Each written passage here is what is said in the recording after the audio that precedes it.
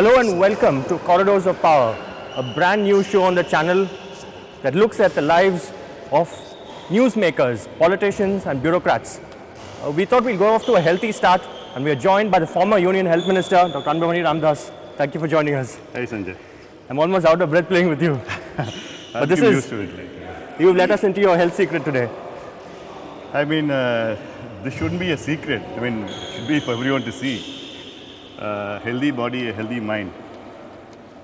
I mean, today's youngsters, they're getting hooked on to junk food and then the computers and movies and all these things. Right? And this is a big outlet for them, whoever it is. Right? And this game, especially badminton, it's a very strenuous game. Anybody from the age of 3 to 100 can play this game. Instantly, they can just pick it up. So that's very easy. You've recently, I know the party has always, PMK has always campaigned for against junk food. You've taken on the tobacco lobby as well when you were health minister. Are you missing being a minister now? Not actually.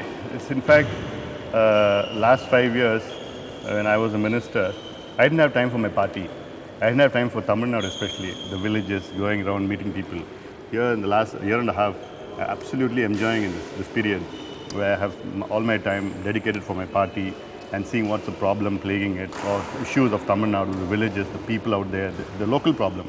And really I'm very happy now. So you've not given up your crusade against the tobacco lobby? Absolutely, absolutely. You've written to the Prime Minister recently about the pictorial warnings on cigarette packs. Do you feel that the battle that you commenced is now slowly losing steam because you're not there at the center of it? It's very unfortunate, because tobacco is the biggest killer in India. Every day, I mean, like I said, it kills about 1 million people in India every year. We're having one Bhopal every 5 days in India because of tobacco. And the youngsters are getting hooked onto it. Western world is now the incidence of tobacco is decreasing, whereas here in India is increasing. It should be the opposite. And has the Prime Minister replied so far as we speak, as we record this? No, he hasn't replied yet. But then it's so unfortunate because so much of fight was there just to get the pictorial warning into the tobacco products. In countries like Canada, UK, Singapore, Australia, it's been very effective, especially the initiation of youngsters into smoking. That has come down because of this pictorial warning in tobacco products. You see, it has a glaring warning. Youngsters today, they have a don't care attitude. They don't care when you give advice them. The best way is just to scare them. Scare them by saying importance. You smoke, you'll be important. That's the best way to scare them. There's nothing like that. And then you show them the ulcers and mouth cancers and all these pictures, gory pictures. And I'm sure they'll think twice before taking a puff of a smoker. You see this packet before taking a cigarette, and you say, oh, hey, why? Okay. So you miss being a minister to a large extent? I mean, you miss being an MP, Rajya Sabha MP? Maybe. Were you hurt that you were denied the Rajya Sabha ticket? It's not to do with me. It's to do with my party.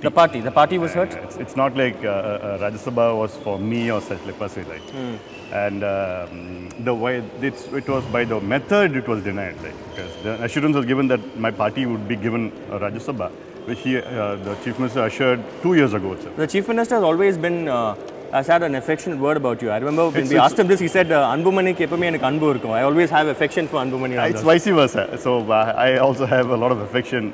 But when you all snapped ties, when you decided to snap ties with the DMK, were you the sole voice, I mean the lone voice in the party advising them against snapping ties with the alliance? I mean, that's all do. It's a collective decision. I mean, I mean, it's not. I know you had also a democratic voting system. I remember covering that. It was to do with the Congress, basically, because Congress, we were part of the government for 5 years, and we had a very good understanding with the Congress.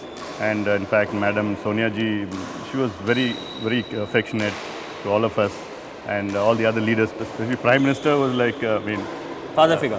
Fatherly, and whatever from the Health Ministry we asked him, he gives in. So, and he knows how hardworking we were.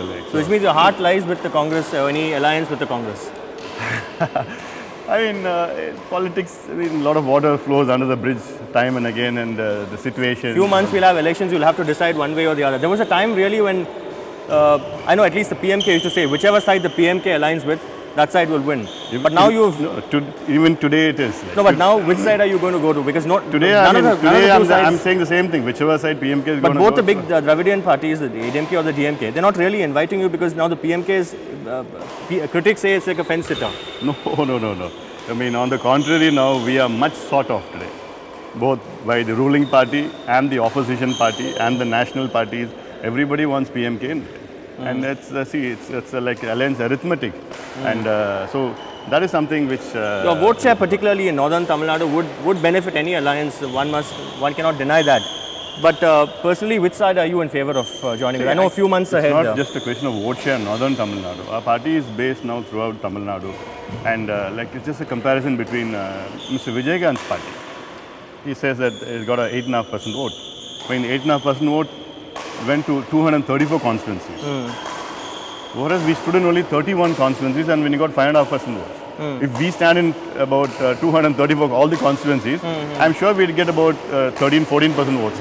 So that's not the point. Would you be in an alliance along with Vijayakant? I mean, in politics, anything can happen. So okay, not averse to a tie-up. Absolutely, there's no... Because I know the PMK has been anti the film world. I mean, you all have campaigned against the influence of film stars. And see, unfortunately, in Tamil Nadu, the political scenario, last 43 years, only personalities from the movie industry have become chief ministers. Why is that?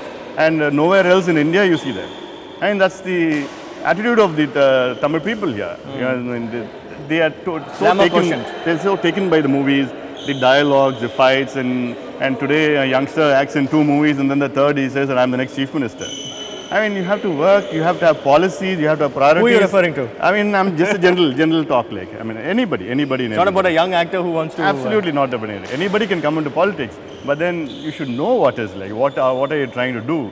And just because you have a movie audience, doesn't mean that you just... you can come into politics, but it's not you're just jump into it. I know and say there was a running battle with Rajnikant some years ago, and especially when Baba was released. The smoking scenes, I know you took that up seriously. But after that, I think both sides made up, because I remember you writing to Rajnikant when you were health minister, health minister, congratulating him for actually deciding to.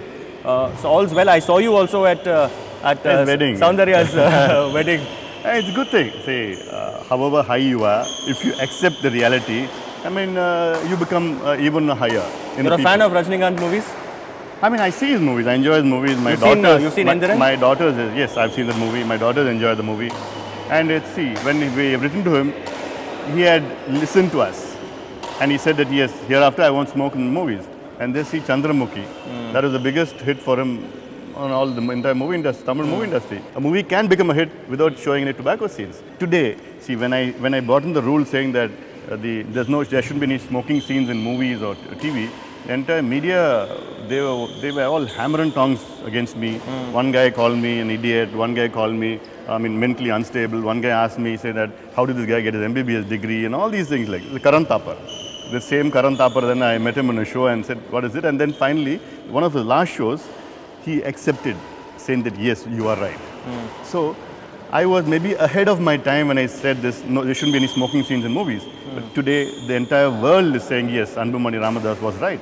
And then the scientists, the World Health Organization, I mean, the age of initiation of tobacco, 52% is due to the movies.